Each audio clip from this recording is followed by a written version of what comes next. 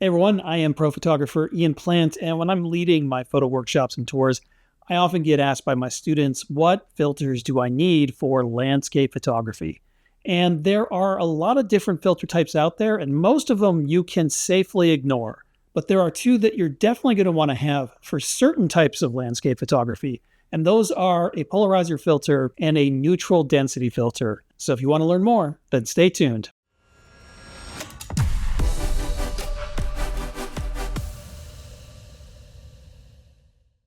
All right, let's talk about filters and the filters that you need for landscape photography. There are a lot of different types of filters out there, and most of them you actually don't need. They're not really relevant for digital photography. They were used primarily by film photographers. So back in the day, there were things like color compensation filters, which you would use to alter the color tone of your images. And you don't have to worry about those anymore because you can just change your white balance to get the same effect. There are also filters like enhancing filters that increase contrast and saturation, but this is something that you can do in post-processing. You can just go and play with the saturation and the vibrance and the contrast sliders, once again, to achieve that same effect. So a lot of these old filters aren't really relevant at all for landscape photography. There is one type of filter called a graduated neutral density filter that was a mainstay of landscape photography for a long time, but isn't really necessary anymore. And what a grad neutral density filter does is it's darker on the top and it's clear on the bottom. And you use this filter, you pull over the lens, and you put the dark part of the filter over the sky. And so this is used for photographing sunrises and sunsets where the sky is a lot brighter than the landscape down below. So you would use that filter to balance the exposure between the landscape and the sky above it. Now, this isn't really necessary anymore with digital photography because most modern digital cameras have a really expansive dynamic range. And so you can control detail in the highlights and then bring out the detail in the shadow areas later on when you're processing the image. Or you can do an exposure bracket and then blend those multiple exposures together using something like Adobe Lightroom's merge to HDR. So it's really easy to do that exposure blending if you're working with high contrast scenes. And the results you're going to get are going to look better than what you would get with a graduated neutral density filter. The problem with the old grad filters is that when you would pull that graduated area down over the horizon, anything sticking up into the sky, like trees or mountains, would go dark as well as the sky. And so you end up with these dark trees or these dark mountains. It doesn't look very good at all. And so if you do exposure blending or if you just work with the native dynamic range of your digital camera, you're going to get results that look better, that look more realistic. Okay, so you don't need a lot of these filters. You don't need a graduated neutral density filter.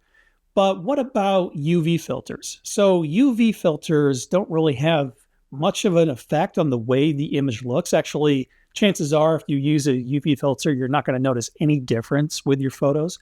But what a UV filter is designed to do really is to put some glass in front of your lens to protect the lens in case you accidentally drop the lens or bang it into something. And so having something in front of the glass element of the lens can help protect the lens from getting destroyed or from being scratched.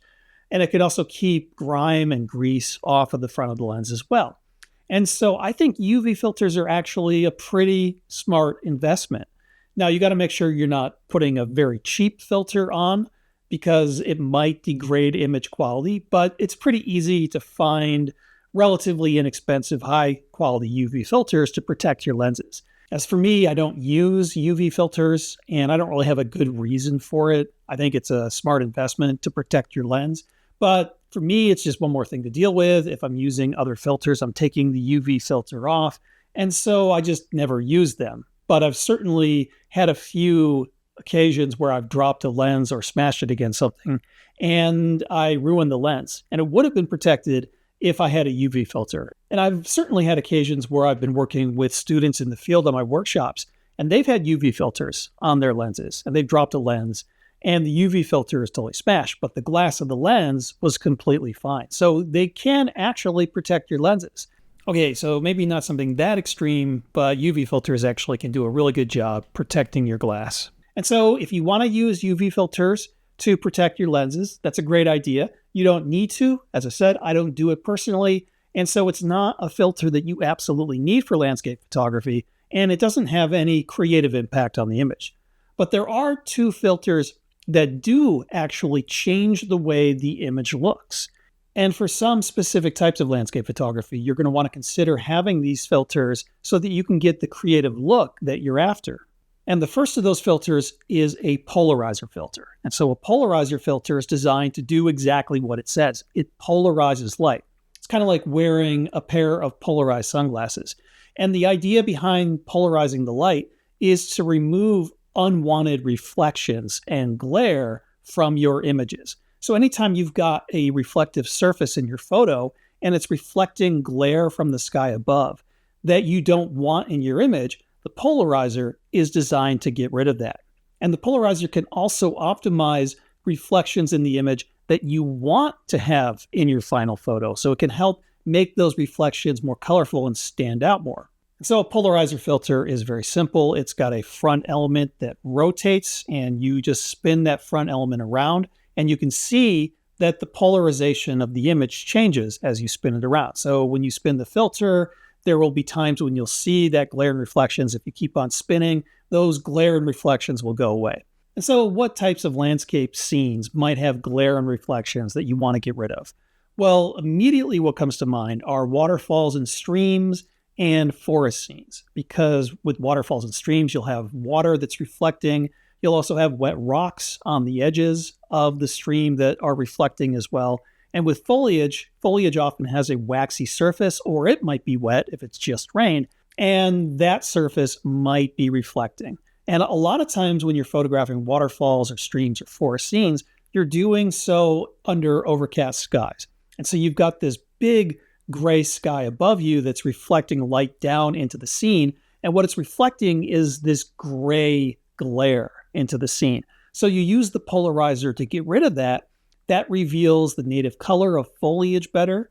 And it's also going to improve contrast in your waterfall and stream images. And so those are some very specific examples where a polarizer is going to be helpful. For a lot of landscape scenes, a polarizer is not going to have any effect. Like, let's say you're photographing in the desert and it's completely dry.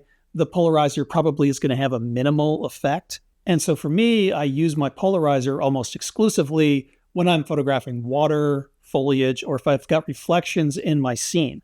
And so I will use the polarizer to optimize the reflections. And so if you spin the polarizer, you might see those reflections go away, but then you keep on spinning, you'll see those reflections come back and they'll look even stronger.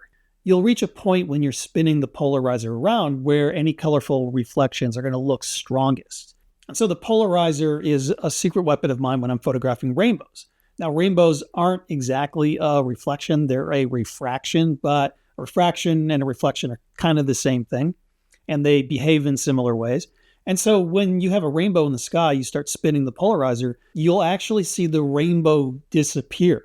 But keep on spinning, and the rainbow will reappear, and you want to keep spinning until you get to the polarizer to a point where the rainbow looks its strongest. It actually looks more colorful than it would to the naked eye. So a rainbow is behaving very similar to colorful reflections you have in your scene. So one thing you don't want to do is to use a polarizer to darken a blue sky.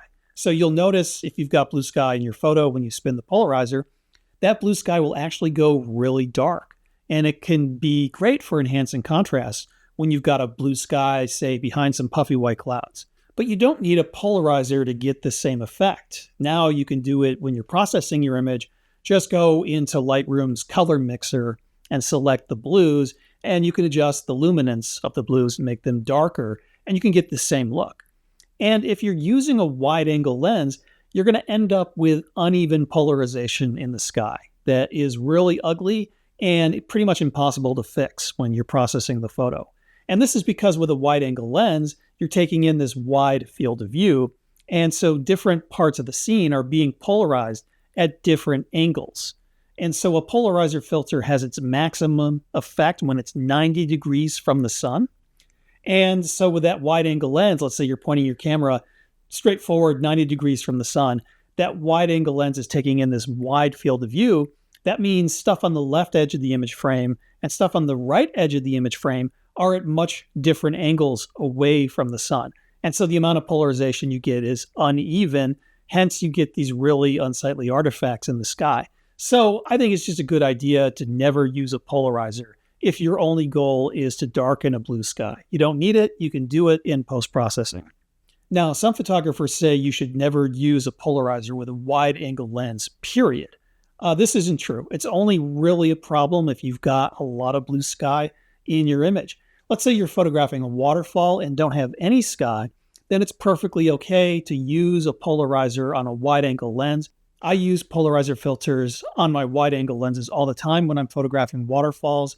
And sure, you might not get everything in the scene perfectly polarized when you're using these wide-angle views, but that's okay. There's nothing wrong with that. You can just spin the polarizer around until you get as much of the glare removed as you possibly can, and you're still going to have much better results than if you didn't use the polarizer. So it's okay to use a polarizer with a wide-angle lens, just not if you're photographing any blue sky. And the second filter that you're going to want for landscape photography is a neutral density filter. And a neutral density filter is a neutral filter that just partially blocks the light that's coming in to the lens. And so you use this to cut down on the intensity of the light so you can more easily achieve long exposure effects. So let's say you're photographing a waterfall or you're photographing a coastal scene and you're trying to get a creative blur in the water. So often when I'm shooting these scenes, I might be using a 1/2 second or 1 second exposure to artistically blur the water. And if it's too bright out, then it's hard to get that shutter speed. And so you've got to cut down on the intensity of the light. Now, if you're using a polarizer filter, just keep in mind that most polarizers will reduce the light coming into the lens by 1 or 2 stops. So they're kind of acting also as a neutral density filter. And so I usually find when I'm photographing waterfalls, for example, that the polarizer is all that I need to cut down on the light enough to get those longer exposure effects. And so neutral density filters come in different strengths. For example, there might be like a 3-stop filter or a 6-stop filter or a 10-stop filter. There are also things called variable neutral density filters that allow you to change the amount of neutral density filtration. But a lot of these don't work very well, especially with wider focal lengths, because the amount of neutral density filtration might be uneven across the image frame.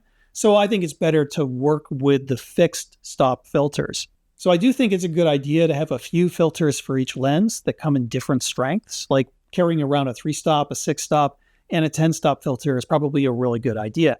Me personally, I like to keep my kit simple. So I only carry with me a single 6-stop filter because I find that the 3-stop filter often isn't strong enough to cut down on the light, enough to get the exposure effects that I want. And a 10-stop filter is very strong. It's really something only used if you're trying to get long exposure effects in the middle of the day when things are very bright. And so I find that the 6-stop filter usually gets me pretty close to where I want to be. And from there, I can make minor adjustments to my aperture or my ISO to dial in the perfect shutter speed for the scene that I'm photographing. As for me, I use filters by Breakthrough Photography. I think they make excellent high-quality filters, and their neutral density filters and polarizer filters are actually neutral. So you're not going to see any weird color shifts when you use their filters. All right, so we've covered a lot in this video. I've talked about all the filters you definitely don't need. I've talked about UV filters, which are optional, that are there to protect your lenses, but don't have a creative effect. And then I've talked about polarizer and neutral density filters, which have a creative effect and are really helpful for specific types of landscape photography involving water or foliage. All right, so I hope you found this video helpful. I'm Ian Plant, wishing you good luck and great light. See you again next time. Bye-bye.